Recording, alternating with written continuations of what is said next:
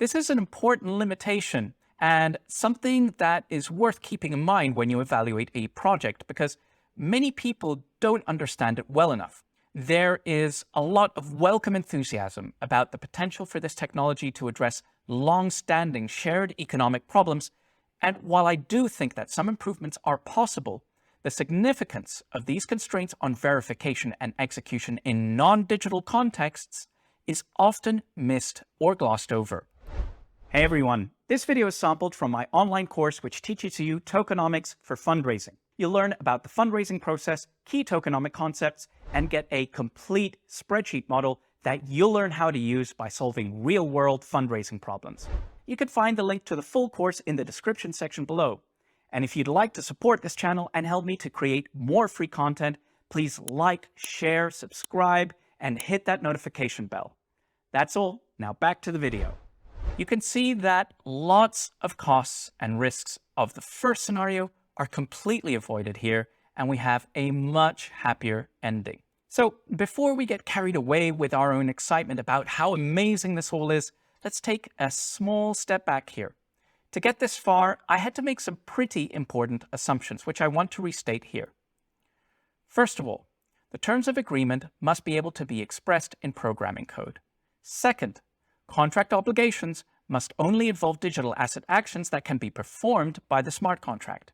Third, conditions that decide the status of those obligations can be digitally communicated to the contract. Some agreements will meet these criteria and some won't. Let's start off by looking at the kinds of agreements that these conditions exclude. The first requirement throws up some pretty obvious exclusions. There are lots of agreements that are just too complex or nuanced or open-ended to be implementable in code. These kinds of contracts are excluded from the smart contract approach. The exclusions implied by the next 2 points are a bit more subtle. Lots of the most difficult contracting problems out there are challenging because we need to secure actions from free agents in the physical world, or because the conditions that decide the contingent obligations can only be imperfectly observed or monitored at high cost. Smart contract technology may improve contracting in these areas, but it won't be able to totally overcome these fundamental difficulties by itself.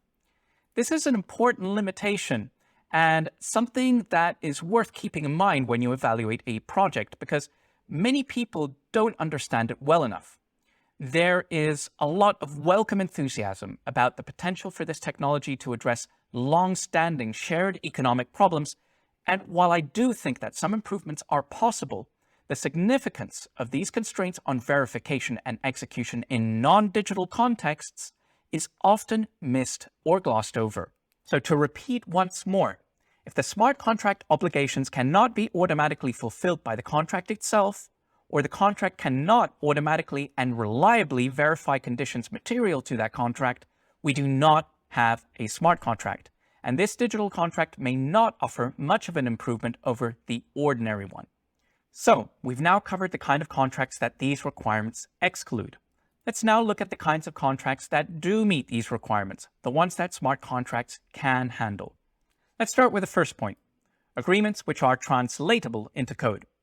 A lot of basic essential financial instruments can be boiled down to such a series of statements. To be sure, conventional contracts come with some extra padding, trimmings, and provisos for special circumstances. But the option now exists for users to be able to enter into bare bones but functional financial contracts that in some circumstances could entirely remove counterparty risk even for cross-border agreements between anonymous parties. I think you can imagine that these basic financial agreements underscore a huge amount of economic exchange. And then consider the example I gave earlier.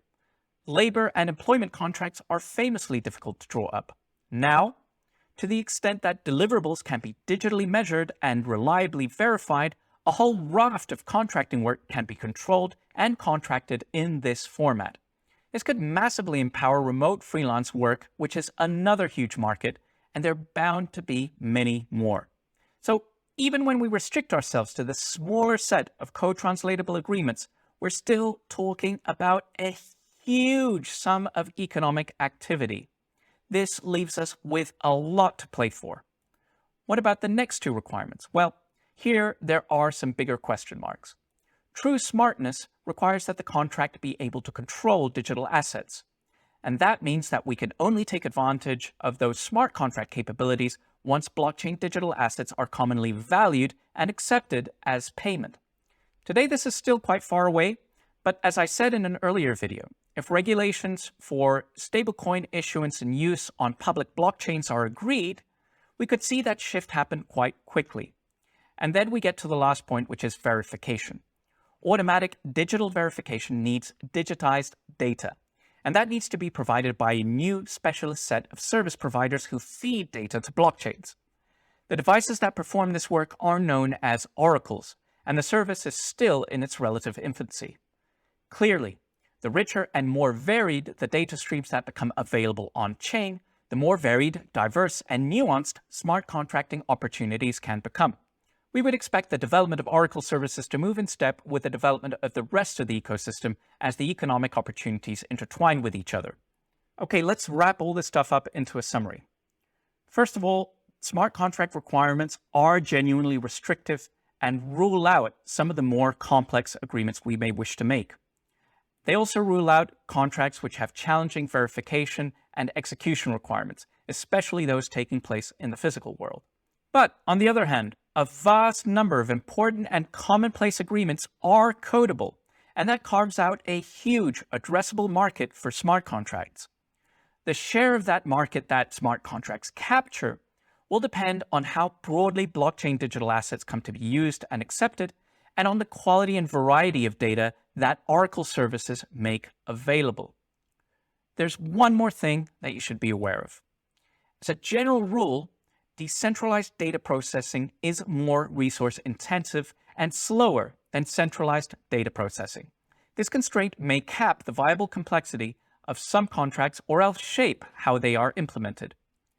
But I don't see this constraint holding us back from developing valuable and powerful applications in the near term because we're still far from having fully understood or exhausted what we can build with our current capacity.